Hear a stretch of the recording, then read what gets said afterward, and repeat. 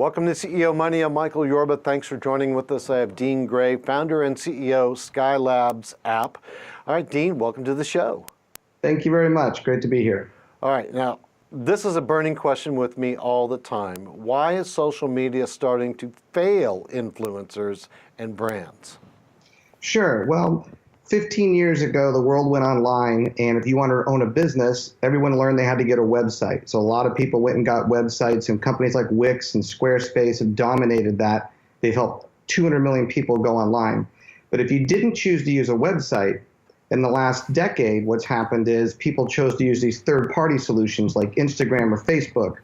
And the issue's been is they built these massive tribes on these platforms that they don't own. And now with the ad apocalypse, censorship, the noise, the confusion, it's not working out for them the way they want. And in fact, some of the largest brands in the world right now, from Nike to Adidas, have pulled back all their major money from social media. And they've realized they don't care how many followers you have. What they want to work with micro-influencers that might have 1,000 people following them. But when they tell their 1,000 people to do something, they do it because the engagement rate is extremely low. So two major reasons. One, engagement's really low now.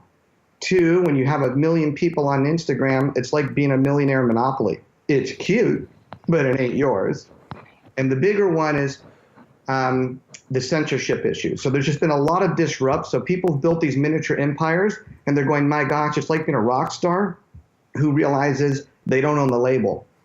Now that's a little ahead of the game for most people to get behind. And when I say most people, I'm not talking about the people in the micro tribes. I'm talking about the advertising agencies to get their heads wrapped around it, because I talk to these guys all the time and they're like, how many followers are you talking to? And as soon as they ask me how many followers, and I know they're looking for a multi-million dollar answer, like 15 million, 20 million, I know they're not clicking in to the quality versus the quantity. And in my world, I'd rather have one deal maker talk to me than 1,000 tire kickers. And that's what you're talking about. And the great thing right now is Silicon Valley is dead on with this. So what's happening from the highest level down, again, the major brands and the major investment firms have pulled back, and they're literally not falling for it. They don't want to hear millions of people. They want to hear you've got 1,000 to 10,000 people. So that's now working in our favor. And you're right, the agencies and the PR firms are having to catch up. So they're all looking for other ways to engage. I mean, it's all over. The YouTubers got hammered and Instagram got hammered. Like everyone's writing about it right now. So you're absolutely right, but that tide has turned in the last 6 months. Okay, so we are way ahead of the curve by going out there, and that's been our whole mantra. Let's talk about this, turning fans into customers who are super enthusiasts. I call them advocates for the brand. Perfect. Yeah, so what's happened is for anyone who is fortunate to build a following, whether an actor, athlete, model, Instagram person, or a brand, what's happened is a lot of people today, as you know, they join companies because they believe in what they stand for. So a lot of times, if you were to ask someone, do you want to be my fan? Or if you just want to be my fan, go to social media, because they'll always have social. Go to social media if you want to be my fan. But if you want to join my tribe or my movement, where I can train, track, reward, and incentivize you, where you can actually be a super enthusiast or a co-creator or a micro-influencer, we're looking not just for customers and fans, we're looking for micro-influencers to help us build our brand. Just think of it as if you were following a band as a kid, and they would have offered you the opportunity to do something more than be a fan, you'd have jumped all over it. Yeah. And that's what's happening. So how you do it is by giving them behaviors on your own apps that when they do that, they can track it. Like, how about whoever referred the most people to our app in the last month, we get you backstage. Or we just did one with the cheer industry where the top 100 girls who referred people to the cheer apps, Gatorade takes them to the Oscars. That's brilliant. Yes, you have to have interactivity.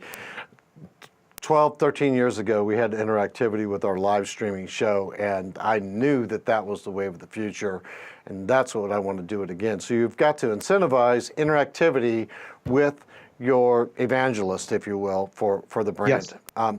VRS, next revolution in gamification. Great. So what's happened is gamification is something that's done to you without you knowing about it. And there's gamification tactics that are used on any type of app or social site where you just get addicted and you're not even quite sure why. And so those tactics are starting to get a negative reputation as well, because it's sort of like stealing your data without asking your permission. VRS is called Value Reinforcement Systems. And what that means is you join a community like, say, a Nike Fitbit, or something to do with a community where it says, these are the behaviors you should be taking, and because they're self-reinforcing systems, people will do them all day. They'll give you their data. They'll actually throw it at you and go, hey, I'm doing what you want me to do to be a micro-influencer. Please recognize me. So VRS is getting engagement and retention that's about 200 times higher than Facebook, and right now 6 times higher than Instagram. And brands are freaking out over it. And it's because it's based around your values and your common goals. And again, you're aware of it. It's very transparent. It's authentic. It's not done to you. Right, I get it. Let's cover the gamification part of it, though. How is it that you're blending gamification into this to optimize the conversion and the engagement ratio? So, for example, gamification, again, that's just a term that the tech world used to do what airlines have done for years. It's incentive-based behaviors. But now that they're based around values, so let's say, for example, I'll use the one we do for young athletes in the cheer industry. We broke up their behaviors to be a young cheerleader. There's 400 kids a day that join cheer. Be a better athlete. Here's the behaviors that make you a better athlete. Work out, go to the gym, check into practice. And when you can click that you've done those things, you're being a better athlete. The next one's be a better person. And we categorize them to where do your homework, do your chores, make your bed and photo verify it. And the third behavior is make the world a better place. Give compliments, stop bullying, recycle. And because you give these young children 3 different types of categories based around values, that's also gamification. And the results they're going bonkers. You have kids that are making their bed 100 days in a row, that brands like Puma are getting behind, going, when that kid makes their bed 300 days in a row, they're getting a free pair of tennis shoes. And now parents are going, you've got to be kidding me. You've got my kid doing things they're supposed to be doing. And so they have that same addiction they do to Instagram and not breaking streaks, but now it's the basic building blocks of life.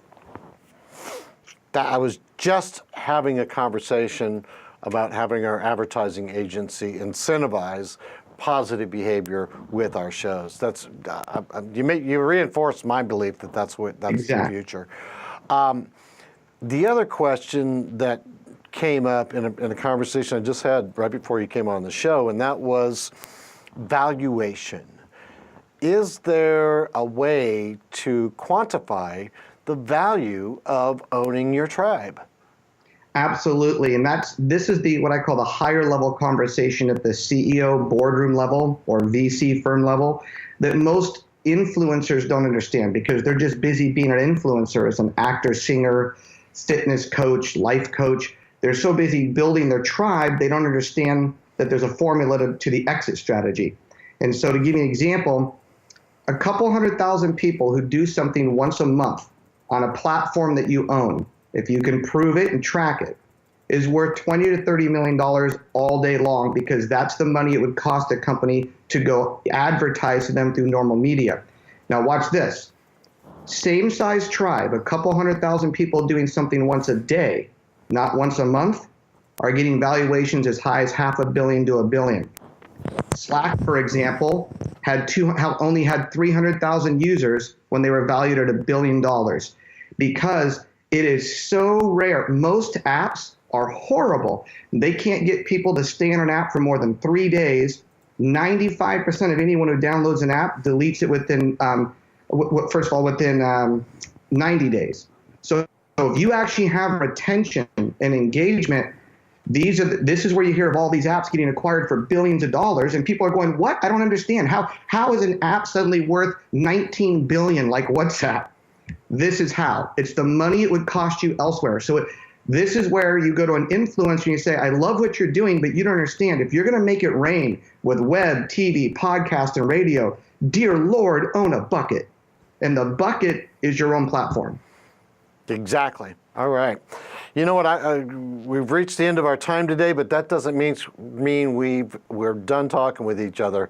Dean, I want you to come back and start drilling down into these topics, because each one of these topics we covered today, you can carry on an all-day conversation with about Right. the do's, the don'ts, the hows, the how-nots on this stuff. So you've really hit the hot button with me today. I want to thank you for being our guest on the show today. All right, you've been watching CEO Money with Michael Yorba. Thanks for joining with us. Like us on Facebook, follow us on Twitter, and subscribe to our YouTube channel.